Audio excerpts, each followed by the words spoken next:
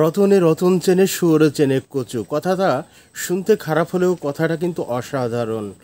আওয়ামী লীগ আমলে যারা অন্যায়ের সাথে সম্পৃক্ত ছিল, যারা শেখ হাসিনাকে সামনে রেখে, আওয়ামী লীগকে সামনে রেখে ক্ষমতার অপব্যবহার করেছে এবং যারা চুপ থেকেছে, উভয়ই কিন্তু স্বার্থ হাসিল করেছে, উভয়ই স্বার্থ হাসিল করেছে।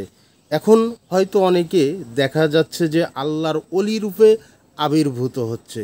যাই হোক, খুবই গুরুত্বপূর্ণ একটি সংবাদ দেখলাম পত্রিকাতে, সেটা আপনাদের সাথে শেয়ার করি। আজিমপুরে, রাজধানীর আজিমপুরে জামাতের একটি অনুষ্ঠানে গিয়েছিলেন ডিএমপির সহকারী কমিশনার জনাব শাহ আলম সাহেব। হতেও পারে তিনি, আমি জানি না, তিনি হতেও পারেন সাক্ষাৎ আল্লাহর একজন অলি। তিনি যদি আল্লাহর অলি হন, তাহলে এই আল্লাহর অলি গিয়েছেন জামাতের রাজনৈতিক অনুষ্ঠানে। সেখানে গিয়ে তিনি বক্তব্য রেখেছেন।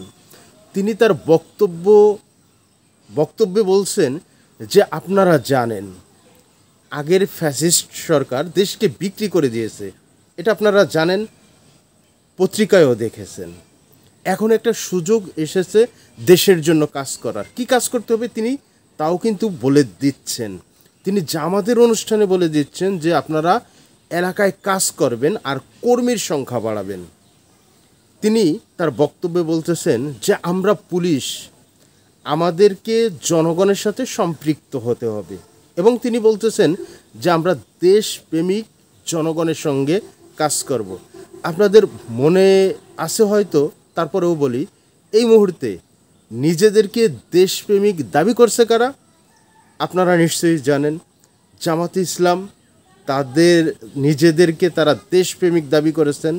যাই হোক, তিনি এই দেশপ্রেমিক জনগণের সঙ্গে কাজ করবেন। তিনি তার বক্তব্যে আরও এক জায়গায় বলছেন যে এখন সুযোগ এসেছে দেশের জন্য কাজ করার, এবং ভোটের বিপ্লবের কথা বলতেছেন তিনি। সেটা কি? তিনি বলতেছেন যে সৎ ও যোগ্য লোককে ভোট দিয়ে নির্বাচিত করতে হবে, এও তিনি বলতেছেন যে এটা আমরা চাই। এটা বলতেছেন একজন প্রজাতন্ত্রের কর্মচারী, যিনি সকল জনগণের দলমত নির্বিশেষে সকলের করের টাকায় তার বেতন হয়। তিনি সকলেরই ডিএমপির সহকারী কমিশনার। তিনি একটি বিশেষ রাজনৈতিক দলের অনুষ্ঠানে গিয়ে এসব কথা বলছেন। প্রজাতন্ত্রের কর্মচারী এটা কি বলতে পারেন কি না, সেটা বড় প্রশ্ন। এখন এই যে আমাদের দেশের বড় বড় আল্লাহর অলিরা বক্তব্য দিয়ে থাকেন বিভিন্ন ভাষায়, বিভিন্ন দল বলতে একটি দলকে ইন্ডিকেট করে, তাদের বক্তব্য এবং তাদের বাস্তব অবস্থা সম্পূর্ণ ভিন্ন। এখন বর্তমান প্রশাসন তাহলে কি জামাতের দখলে?